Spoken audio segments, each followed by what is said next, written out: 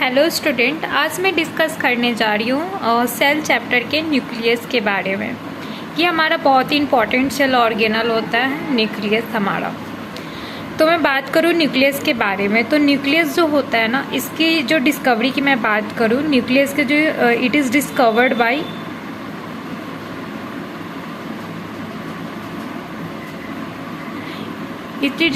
By Robert brown.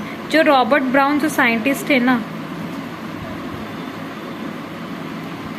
Robert brown जो scientist है ना, उन्होंने इसकी डिस्कवर की थी। कब की थी? इन 1831 में क्या था उन्होंने। जो रॉबर्ट ब्राउन जो साइंटिस्ट थे, उन्होंने इसकी डिस्कवरी की थी न्यूक्लियस की इन 1931 में किया था। ठीक है, मैं बात करूँ न्यूक्लियस के बारे में, तो ये जो न्यूक्लियस जो हमारा स्ट्रक्चर होता है ना, ये प्रेजेंट होता है यूकैरियोटिक सेल्स में। ये प्रेजेंट होता है हमारा यूकैरियोटिक सेल्स में। ठीक है, मैं इसके स्ट्रक्चर के बारे में बात करूँ ना, तो मैं इसकी अच्छे से स्ट्रक्चर देखते हैं हम लोग न्यूक्लियस के बारे में। ठीक है, मैं थोड़ा सा बड़ा करके ड्रॉ करके बता रही हूँ ताकि आप लोग को ज़्यादा अच्छे से क्लियर हो चीज़ें।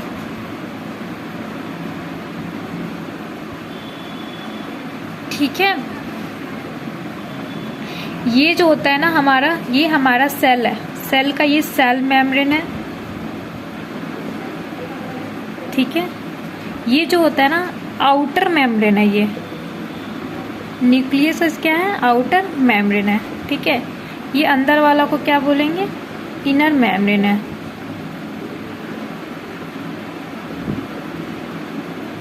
आउटर मेम्ब्रेन है और ये हमारा inner membrane.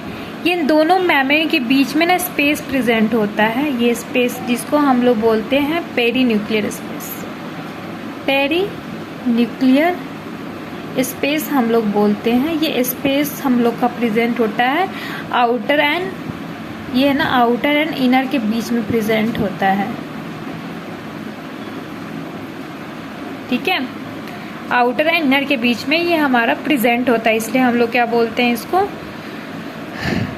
Peri nuclear space हम लोग बोलते हैं। ठीक है, ये हमारा न्यूक्लियस हो गया। और ये जो हमारा तो मेम्ब्रेन होता है ना, ये जो हमारा आउटर मेम्ब्रेन और इनर मेम्ब्रेन, एंड में क्या होता है जाके ये फ्यूज हो जाता है एक दूसरे के साथ। ये आउटर मेम्ब्रेन और इनर मेम्ब्रेन एक दूसरे के साथ फ्यूज हो जाता है एंड में जाके। ठीक है, और ये फ्यूज हो जाने के बाद इन दोनों आउटर मेम्ब्रेन है ये हमारा, और ये इनर मेम्ब्रेन, ये जाके लास्ट में क्या हो गया? फ्यूज हो गया। इसका भी क्या, ये आउटर मेम्ब्रेन है और ये इनर मेम्ब्रेन, ये भी जाके क्या हो गया? फ्यूज हो गया। तो जो ये हमारा दोनों आउटर इनर मेम्ब्रेन के फ्यूज हो जाने पे ना, एक हमारा पोर, मतलब कि पोर मतलब समझ रहे हैं हम लोग, होल प्रेजेंट हो जाता है, जिसको हम लोग क्या बोलते हैं? न्यूक्लियर पोर बोलते हैं। ये हमारा जो होता है ना, जो मेम्ब्रेन होता है न्यूक्लियस का, outer membrane and inner membrane, ये जाके एंड में फ्यूज हो जाता है। और फ्यूज हो जाने के कारण ये एंड में क्या होता है? यहाँ पे एक पोर हम लोग को मिलता है, जिसको हम लोग न्यूक्लियर पोर कहते हैं। ठीक है, इसको हम लोग क्या कहते हैं? न्यूक्लियर पोर है। आगे हम लोग देखेंगे स्पेसिफिक इसके फंक्शन के बारे में कि न्यूक्लियर पोर का एक स्पेसिफिक फंक्शन होता है यहाँ पे। ठीक है, अब मैं बात करती हूँ न्यूक्लियोप्लाज्म के बारे में। न्यूक्लियोप्लाज्म, ठीक है, न्यूक्लियोप्लाज्म के बारे में पढ़ते हैं। ये न्यूक्लियोप्लाज्म क्या है? ये हमारा क्या है? अंदर न्यूक्लियस के अंदर के स्पेस को हम लोग बोलते हैं न्यूक्लियोप्लाज्म। ठीक है, अंदर के स्पेस को हम लोग क्या बोलते हैं? कह देते हैं हम लोग न्यूक्लियोप्लाज्म। ठीक है, न्यूक्लियोप्लाज्म का हम लोग का स्ट्रक्चर हम लोग बहुत अच्छे से देख ही रहे हैं। अब मैं बात करती हूँ ना, यहाँ पे न्यूक्लियोलस, एक हम लोग जानते हैं कि न्यूक्लियोलस ये जो एक डेंस डार्क कलर का स्ट्रक्चर ना हम लोग को दिखाई देती है। जब हम लोग माइक्रोस्कोप में देखते हैं ना, तो हम लोग को एक डेंस और डार्क स्ट्रक्चर हम लोग को दिखाई देती है, जिसको हम लोगों ने न्यूक्लियोलस का नाम दिया है। जिसको हम लोगों ने न्यूक्लियोलस का नाम दिया है। ठीक है, जिसको हम लोग न्यूक्लियोलस कहते हैं। ये डार्क हमारा एक जब हम लोग देखते हैं इसको इलेक्ट्रो माइक्रोस्कोप के अंदर एक न्यूक्लियस को, तो हमें यहाँ पे एक डार्क स्टेन कलर का दिखता है, जिसको हम लोग न्यूक्लियोप्लाज्म बोलते हैं। ये डार्क कलर क्यों दिखता है, किसके कारण दिखता है? तो यहाँ पे क्या होता है ना, न्यूक्लियोप्लाज्म पे यहाँ पे आरआरएनए कि प्रेजेंस, यहाँ पे आरआरएनए हमारा प्रेजेंट होता है। यहाँ पे क्या होता है, आरआरएनए क्या होता है, प्रेजेंट होता है। इसका आरआरएनए का बहुत सारा नंबर प्रेजेंट होता है, कह सकते हैं बहुत सारे आरआरएनए यहाँ पे प्रेजेंट होते हैं, जिसकी वजह से ये क्या होता है, हम लोग को डार्क स्टेन कलर स्ट्रक्चर दिखाई देता है, जिसको हम लोग एक स्पेसिफिक न्यूक्लियोलस के नाम से जानते हैं। ये न्यूक्लियोलस क्या होता है ना, ये जो न्यूक्लियोलस की मैं बात करूँ ना, तो ये जो न्यूक्लियोलस के, ये जो हमारा न्यूक्लियोलस होता है ना, ये बाउंडेड नहीं होता है विदाउट यहाँ पे क्या होता है, मेम्ब्रेन, यहाँ पे मेम्ब्रेन प्रेजेंट नहीं होता है, नॉट अ मेम्ब्रेन बाउंडेड। ये नॉट अ मेम्ब्रेन बाउंडेड, ये मेम्ब्रेन बाउंडेड नहीं होता है, ये ऐसी डेंसली स्ट्रक्चर यहाँ पे प्रेजेंट होता है हमारा। ठीक है, मैं अब यहाँ पे स्ट्रक्चर के बारे में बताने जा रही हूँ। हम न्यूक्लियस के स्ट्रक्चर के बारे में बताने जा रही हूँ कि इसके स्ट्रक्चर क्या क्या है हमारे। ठीक है, तो मैं यहाँ पे हम लोग देखे थे न्यूक्लियर पोर के बारे में। ठीक है, फंक्शन देख रहे हैं हम लोग न्यूक्लियर पोर के बारे में। ठीक है, तो न्यूक्लियर पोर का फंक्शन क्या होता है ना, हमारा जो मूवमेंट हमारा जो होता है ना,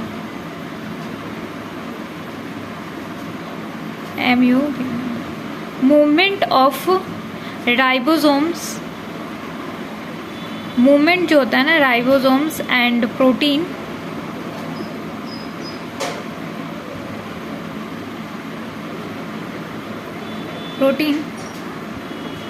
इन साइटोप्लाज्म में भी हो सकता है,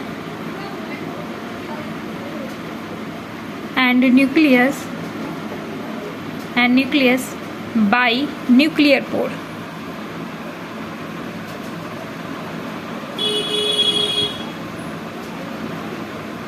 ठीक है, हम लोग फंक्शन देख रहे हैं ना, अगर हम फंक्शन की मैं बात करें न्यूक्लियर पोर के फंक्शन के बारे में, तो मूवमेंट जो होता है ना राइबोसोम्स एंड प्रोटीन का इन साइटोप्लाज्म में या फिर न्यूक्लियस में होता है अकर बाय न्यूक्लियर पोर।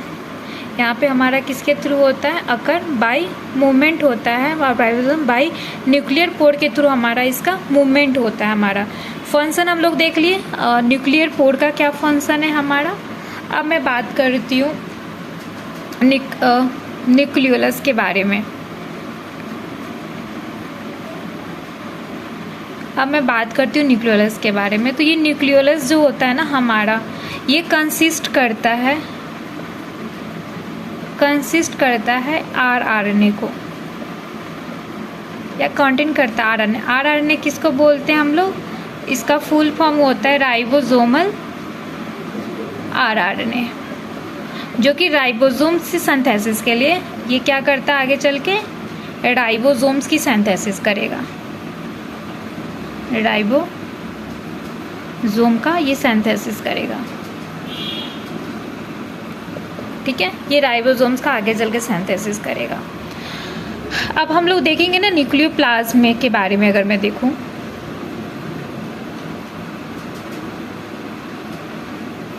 तो न्यूक्लियोप्लाज्म में, अगर मैं देखूं न्यूक्लियोप्लाज्म में, तो न्यूक्लियोप्लाज्म में हम लोग क्या करेंगे, अगर इसमें से हम लोग माइनस कर देते हैं न्यूक्लियोलस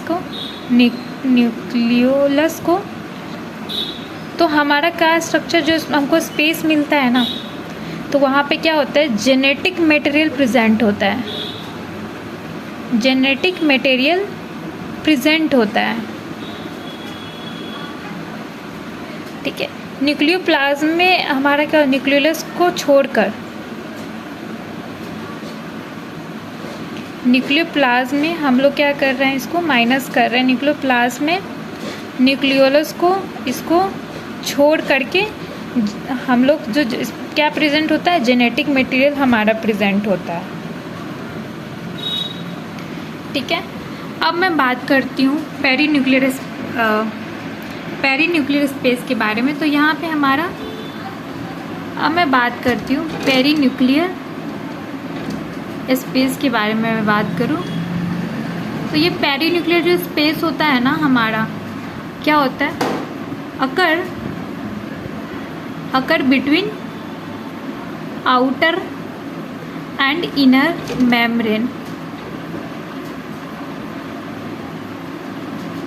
मेम्ब्रेन ऑफ न्यूक्लियस। ये हमारा प्रेजेंट होता है outer and inner membrane of nucleus के पे। और यहाँ पे हम लोग कह सकते हैं क्या क्या होता है, इसके पास अपना स्पेसिफिक एंजाइम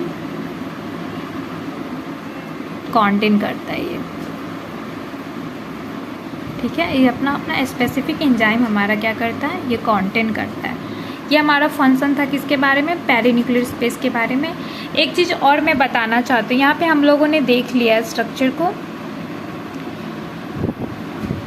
न्यूक्लियोप्लाज्म हमारा क्या होता है ना, न्यूक्लियस क्या बोलते हैं ना, यहाँ पे हमारा क्या होता है, डीएनए प्रेजेंट होगा, आरएनए प्रेजेंट होगा, क्रोमोसोम्स प्रेजेंट होंगे।